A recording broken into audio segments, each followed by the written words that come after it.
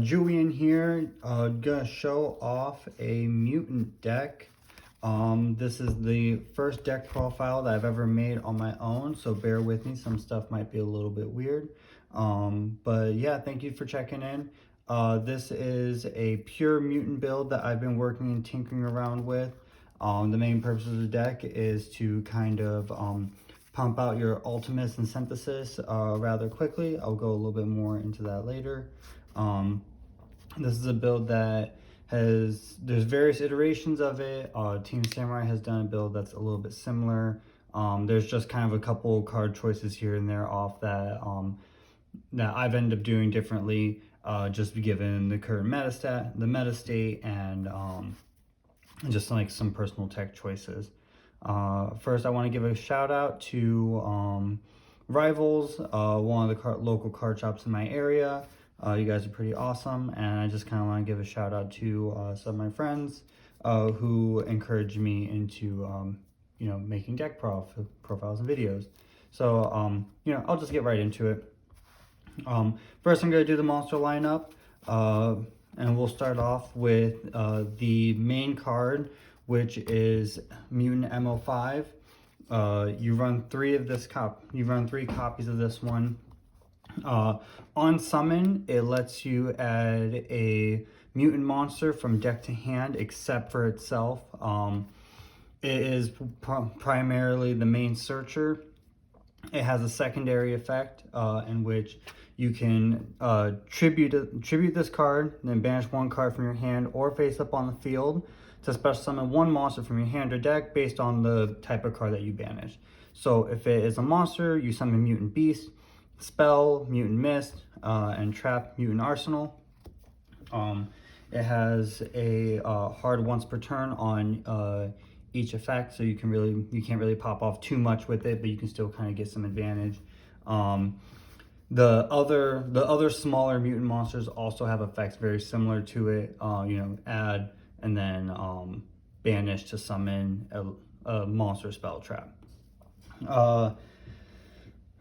MO5 is going to be your main combo starter. It's kind of what you want to try to aim for to getting on the board as soon as possible, because it'll give you resources to extend to the next plays. MO5 also really sets up your follow-up turns. So you're going into turn 2, turn 3. You can just kind of keep playing and have resources to play off. A cool thing about mutants is that they can play rather aggressively, or they can play more in like a control and stun. And given the floodgates that you might be running, or the different control tech, you kind of get a chance to control the pace of that game, and that's really a cool thing about mutants. So 3 copies of MO5, it's super important. Followed up with that is the counterpart, ST46. ST46 is the other one that is also very important. When it's summoned, you can add a mutant spell or trap from deck to hand, and then you tribute it, and it's the same things as MO5. So like monster, you get a beast, spell, you get mutant mist, trap, you get mutant arsenal.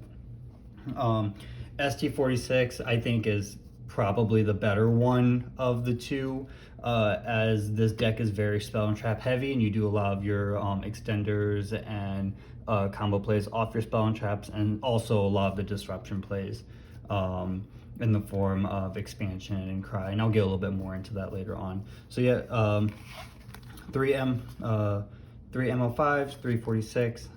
It's very staple for any mutant deck. Followed up, I'm just gonna go into the big ones. These are gonna be your targets off your small ones. There's 2 beasts, because we do run a lot of monsters in the deck. Beast is a pretty solid one. It can only be such done by the effect of a mutant card if the opponent can't target with monster effects. So that's pretty nice, because monster effects are typically how we do a lot of the removal. End test can't target this, which is pretty nice. And then when the opponent activates a spell card or a spell effect, you can banish a card from your hand or field, negate the activation, and if you do, banish that card. Lastly, if it's destroyed by opponent's card, you can target a banished mutant trap card and add it back to your hand. So after a while, you do kind of start to recycle some of the resources that you use from your mutant cards. Beast is really good, and it's typically going to be your turn one big monster that you put on board, just because that spell negation is really nice.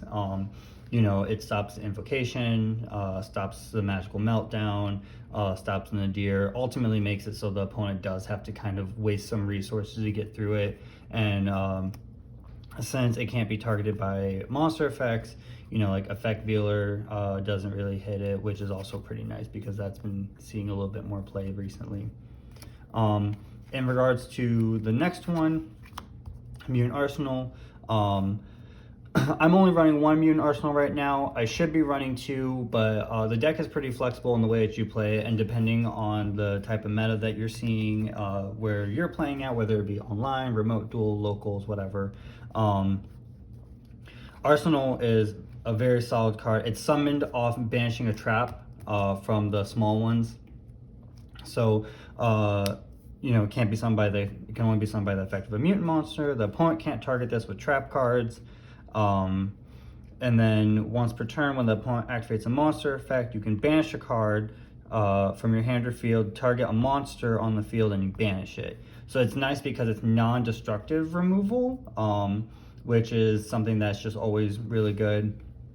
And then when it's destroyed, you can add a banished mutant spell card back to your hand. So in most cases, that's going to be like your Evolution Lab, or in other cases, like it might be your Mutant Fusion, adding it back to your hand so then you have place for the follow-up turn. I run one of him. You can run two if you want, maybe swap out a Beast for it, or you can probably swap out the Mist, which I'll go a little bit into here in a second. And then, yeah, the last one, Mutant Mist. It's summoned when you banish a spell off the small ones. Can't be targeted by spell cards. When the opponent activates a trap card or a trap effect, you can banish a card from your hand or field and you draw two. And then when it's destroyed, you can target one of your banished mutant monsters and add back to your hand. Whereas Beast and Arsenal are kind of more on like keeping board state and you know, blocking or disrupting the opponent. Mutant Mist is mainly a resource card. It helps speed through your deck, and unlike the other two, this one brings back a banished mutant monster, which is going to be your 5s and 6 typically, which allow you to end up playing more later on. So Mutant Mist is also very important. I also personally just like having all three because recycles a trap, recycles a spell, recycle a monster, and then that way you kind of have a lot of options on ways that you can you know, play out of the banish. With this current build, I would say that you could probably drop Mist if you want to run a second Arsenal, if you don't like banishing your spells, because we really don't run that many in this build. But you can kind of tinker around with how, like, what you feel is more comfortable, like, you know, maybe 2 Arsenal, one Beast, 1 Mist, maybe 2 Beast, 2 Arsenal. You know, if in the side deck you maybe side deck a lot of spells, you know, Mist can end up being a little bit more beneficial.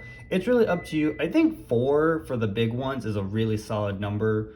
That way, like, you don't really want to see them in your hand, and so that way if they do end up in your hand, it's not like the end of the world.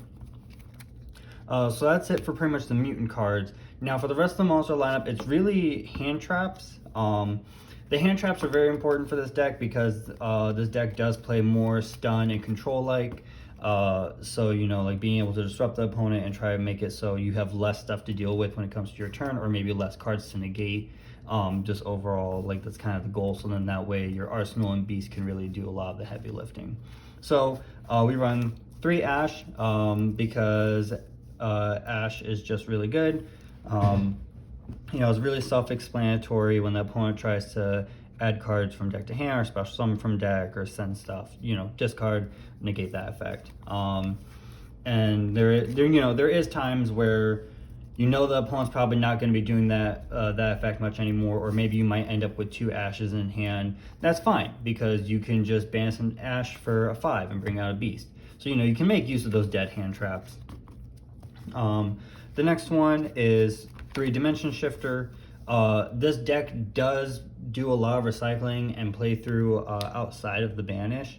So, you know, the more things that you can banish yourself that you can recycle later on, the better.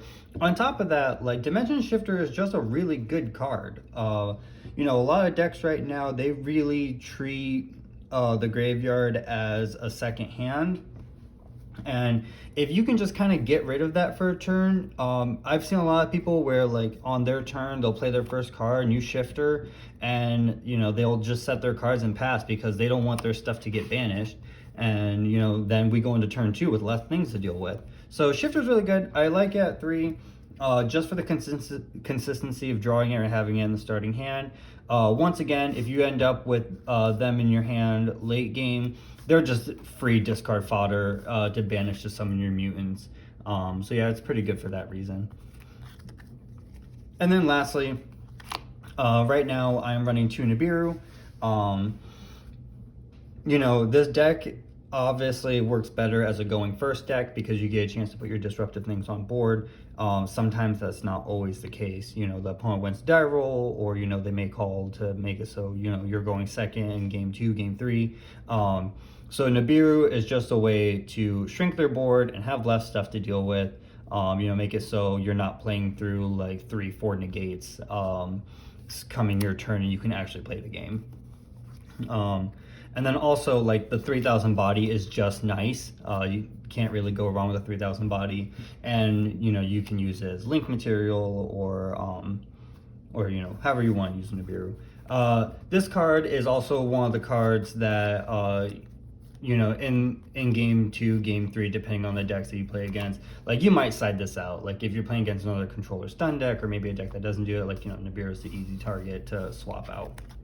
So that's it for the monster lineup. You know, we run a pretty decent amount of mutants, you know, like 4, 5-ish of the big ones, and then 8 hand traps. But you know, anything to just kind of get the deck going. Next we'll go into spell cards. Well, I guess spells and traps. You know, the ratio of how you do spells and traps is really important on, like, how often you can probably bring out Arsenal and Mist, because it's really good depending on what's in your hand and field. In this build, I try to make it so the small ones are as active as possible, so I can constantly search through things, and also, you know, just keep combos going. So right off the bat, 3 Mutant Evolution Lab. When this card is activated, you can special summon a level 4 or lower mutant monster from your hand, or that's banished.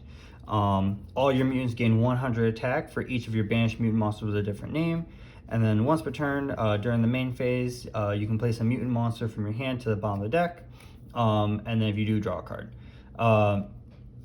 So this card's actually pretty bonkers. It's an extender. It gives us like a small buff. And then it also, like, allows you to recycle and fix your hand a bit. If you end up with those the big mutants that you don't want, like, that's fine. You just put it back into your deck and then draw a card, and, you know, maybe you can play off that.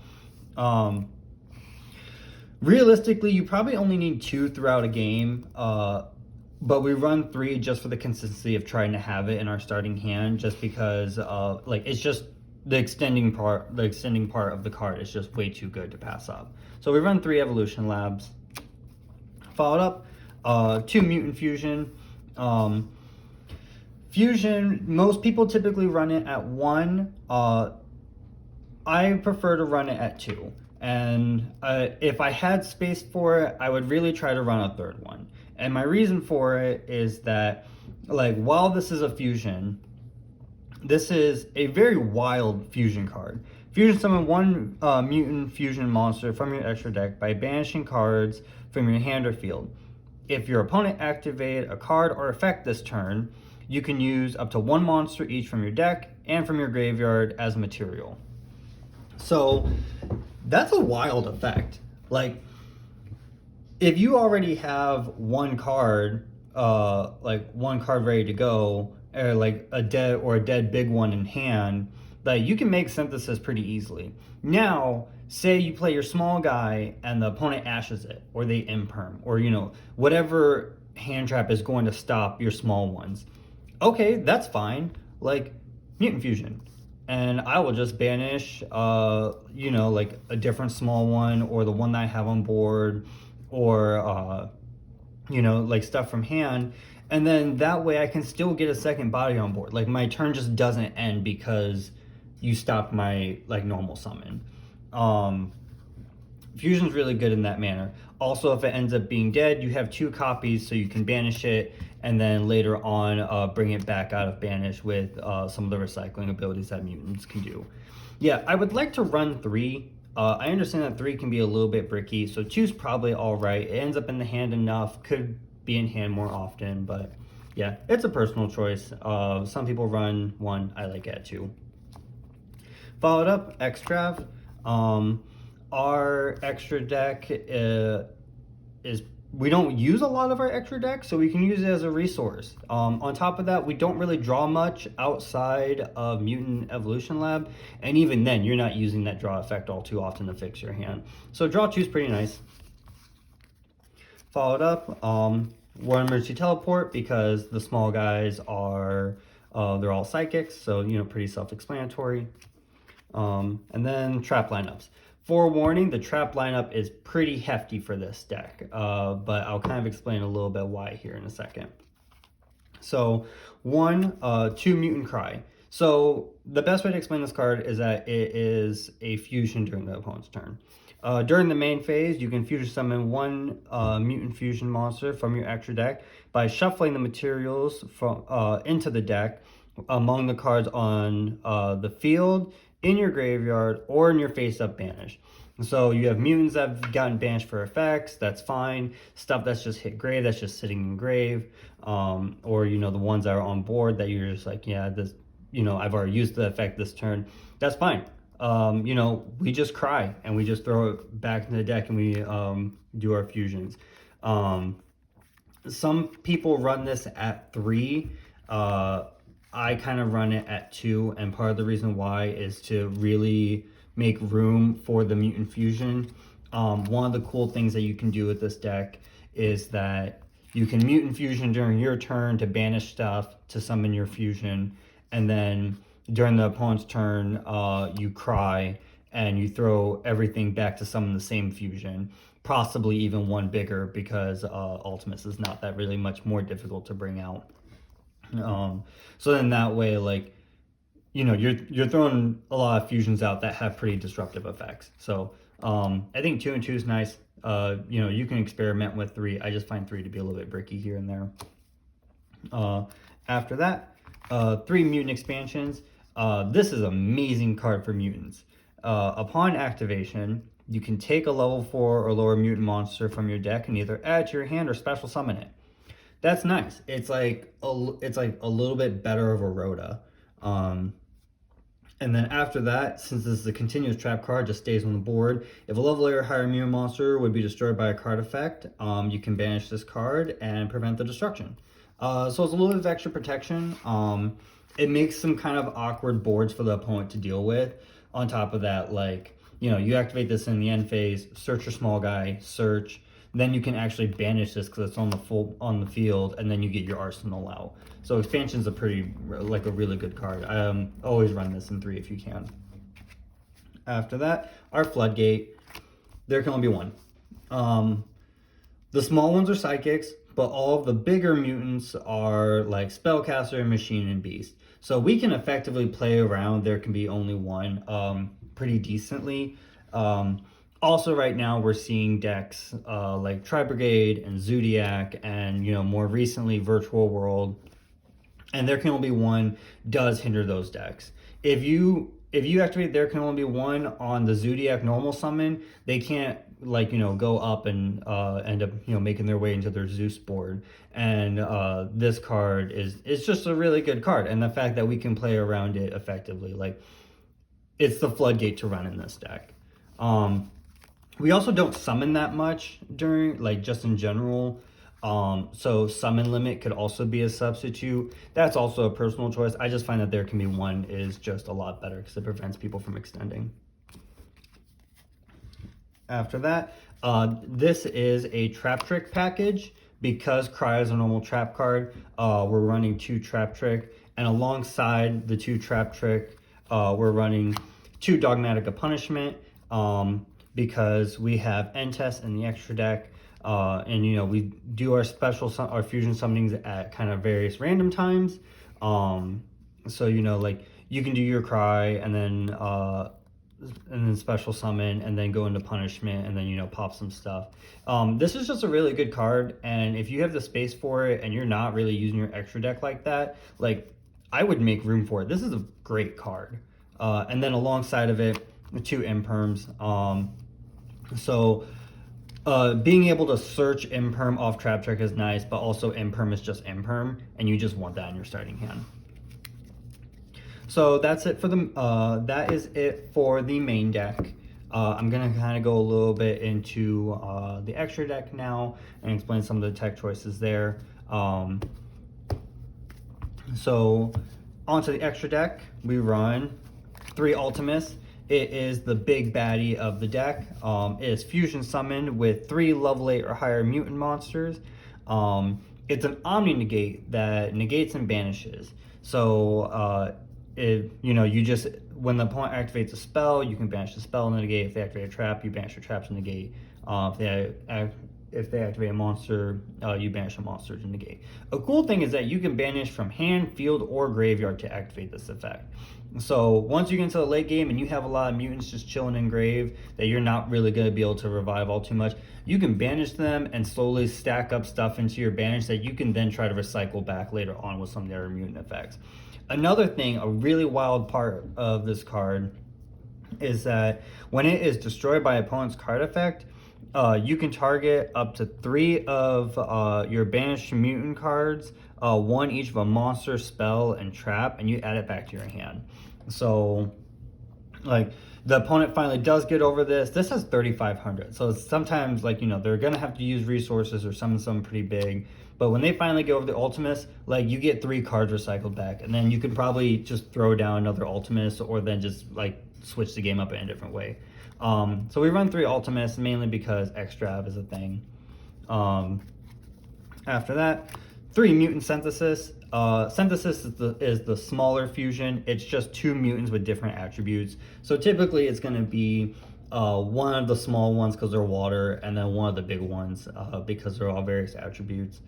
When it's summoned, you can target a card on the field and destroy it. And then when the opponent activates a card or effect, you can activate this effect, and this monster becomes unaffected by whatever you chain to. So the opponent activates a trap card, you chain this effect, this monster is now immune to traps. They activate a monster effect, you chain it's immune to monsters, and so on for spells. It's pretty good. You know, it just also makes more awkward plays for the opponent. On top of that, a 2,500 body is pretty decent, and a free pop. And, you know, when you're playing Mutant Cry, you're summoning it during the opponent's main phase, so that just ends up being extra removal. So 3 Synthesis is nice. On top of that, when it's destroyed, you just get to recycle, like, a single mutant card from your banish. So, you know, you can end up trying to just play more next turn. So, really solid card. Also run 3. Run the 2 Entis to match along with the 2 punishments. And then a little bit of the Xyz Link lineup. You know, we're running a pretty generic Link package. Al Mirage is mainly there if your small guys get negated, and you go Al Mirage and Secure Guardian. So that way you're just not ending your turn on just a 0 attack point monster that can't do anything.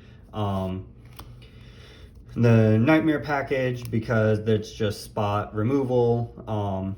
You sometimes end up with things on board that, you know, you don't really want to banish more stuff. You might be getting a little bit low on resources. So, you know, but you might have like a dead hand trap. So, you know, these guys are pretty good. And then we run Cross Cheap because we do fusion summon, and we can bring back the small mutants to then get an additional plus. And then lastly, we run 1 Predaplant because we run 2 mutant fusions. So, you know, use the effect. you end up setting Mutant Fusion, and then, you know, if the opponent's already used like a hand trap or something this turn, then you can have more resources to go off of. So this is just a really nice card because it can really just get you out in Ultimus pretty easily. So yeah, Anaconda would be nice. I would actually like to put a second Anaconda in here just because since we're running Extrab, every now and then it does get hit. Even though this isn't the go-to play, it's nice just to know, like, if I accidentally hit an Anaconda, I have a backup. So that's it for the extra deck. If you like this video, subscribe. I'm starting to make stuff. I can't promise how often I'll be making content. But also not very many people are making mutant decks right now, and it's a little bit of a fun deck. So I'd give it a shot if I were you. I'm gonna go into side deck. I want to start by saying that side decks are totally like subjective. People build side decks for various reasons, whether it be like you know, the current meta that they face, especially at their locals or regionals. You know, you might be realizing that like your deck is weak to just a particular set of cards, so you might side deck and build side deck mainly for that. I've built this side deck mainly in the frames of like side decking for when I'm going first, side decking for when I'm going second, and then, you know, with some wiggle room of depending on like the type of deck that I'm facing. But, you know, it's totally up to you. This is just a side deck that I'm running with that I'm finding to be pretty successful. First off, 2 Phantasmes. It's a very solid card. When the opponent link summons, you drop it from hand, and you get to fix your hand a bit. It's really nice if you end up with some of those dead big mutants in hand, or, you know, several copies of like the same small mutant, since they're like once per turn effects. You can just throw them back and try to get some of the other stuff. After that, 2 strikes. I'm kind of just running strike mainly if I'm going first and I need to just like hard stop combos. Strike is kind of there for that.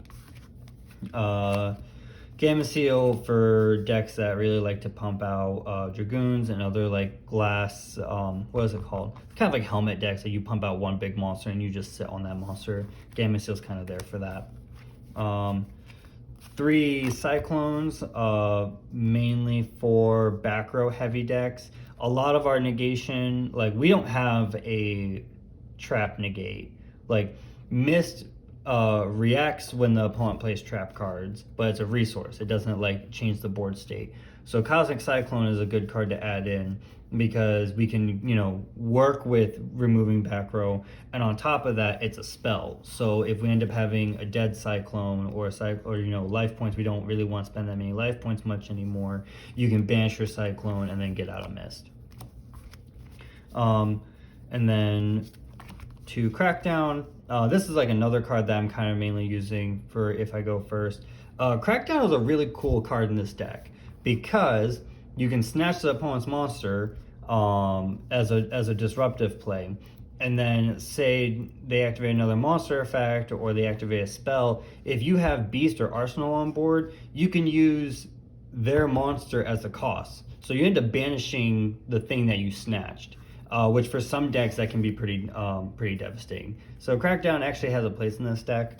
The last 2 sets of cards I'm running mainly because I'm running the Trap Trick package, but it's Evenly Match and Warning Point. I'll go more into Evenly Match first. So Evenly Match is an amazing card. At the end of the battle phase, if your opponent controls more cards than you, you can make the opponent banish cards on their field face down, so they control the same amount of cards as you do. You control no cards, you can activate this card from your hand.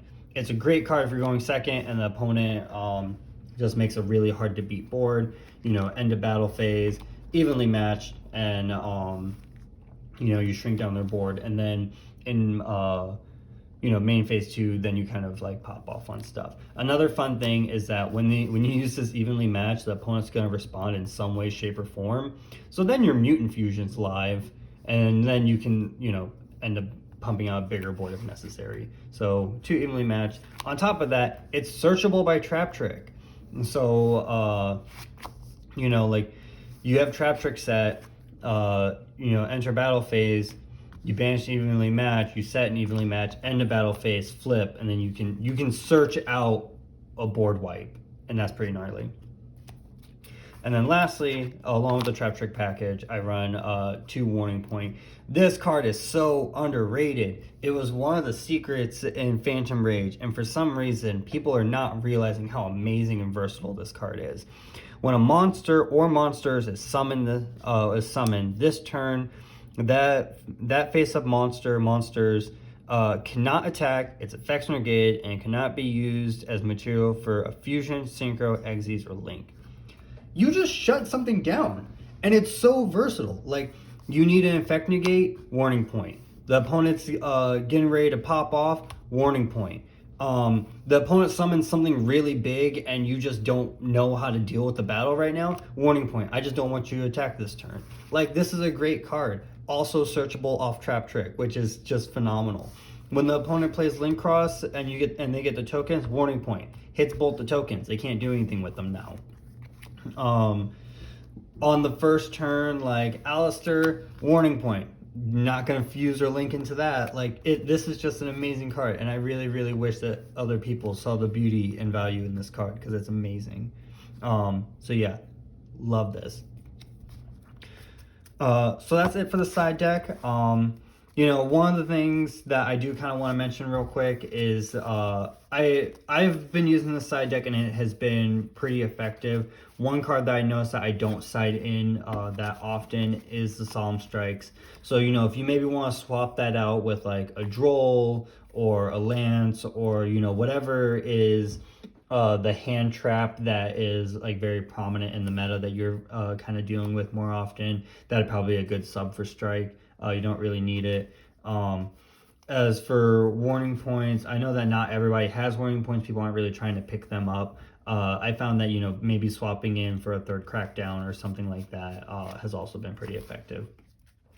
So let me know what you guys think. Like I said, this is just kind of a pure mutant deck that I've been playing. It's been performing pretty well. If you like it, let me know. If there's any particular things that you'd probably change, or like preferences or ideas, feel free to share. Let me know. I kind of want to see how other people are experimenting with this deck, because not very many people are talking about it all the time. So yeah, that's it for the video. Like and subscribe if you'd like. I'm not going to make you. But yeah, that's it. Thanks so much. Thanks for watching.